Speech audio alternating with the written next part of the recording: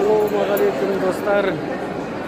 Бүгін екінші күн құрылтайының қазақтар жиналған, мұндай әдемі зал алған.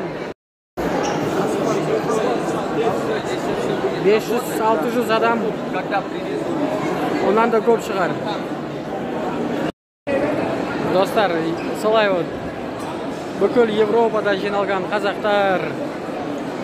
Өте қуаныштымыз, бір-бірінен танысып, өте керемет болып жатыр.